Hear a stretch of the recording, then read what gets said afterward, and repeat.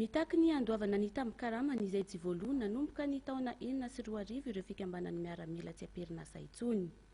Manoloana izany dia isy ny hetsika ho tanterahan'izy ireo. Manana ny ambarany ihany koa ny fikambanana manoloana ny toedrarà misy eto amin'ny firenena, indrindra ny mahakasika ilay raharaha Claudine Narazay Mamonjy. Ikarakara fihetsiketsehana etsindrefanambojanaary ireo miaramila tsy amperinasa intsony. Mivondrona ao anatin'ny Association des anciens militaires na AM, izay tarihany Front National ny Andriamatoa Randriana Asmanina Jansolo amin'ny 12 aprilo avy zao. Ny fitakiana ny tampi-karaman'izy ireo izay mitetina 4 ariary, izay tsy voalohatra amin'ny taona 2004 no antom-pisian'izany hetsika izany. Vady amanjanaka izay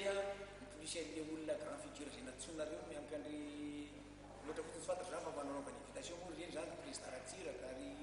général Be Mananjara ary Camille Vital ary général Fidy de général Noël reny zany maro zany hoe mifanarana zany de ny général manitana général, colonel manitana colonel, fa tsy ny deuxième classe mandeha nitana général fa zay zany samy promotion de hoe fanetana zany hiaro atolotsosy ny vahoaka zay zany ny tena ananay de hitana eo zany nitoyany izy en 22 ny antony hoe fanaraka amin'ny eritseritra ve zava-misy sa tsy mifanaraka amin'ny eritseritra indrindra eo amin'ny fangatahana zay nataonay nandritra ny 2 taona tsy misy valina nefa président ny république any tany Moramanga dia nilaza fa karama avy telo eny ny karama be Kotromaro karama fisovitan karama be Kotromaro ohatra ray iny ka mahavita maramila efatra amin'ny fangatahana io ny anankiray mahavita maramila anankiefatra firy be Kotromaro olona dia tokony mba eritreretiny zay zavatra zay.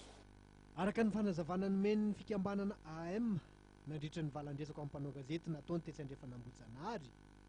dia narirarira ireo miaramila mpikambana izay nitahaky ny zony satria nilaza ny didim-panjakana mitondra laharina 62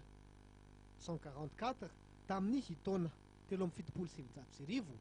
fa tsy mahazo tampi-karama ireo izay tsy nahafeny fanompoana 5 taona. Efa misy kosa nefa ny didim-panjakana mitondra laharina 073 045 manafoana azy io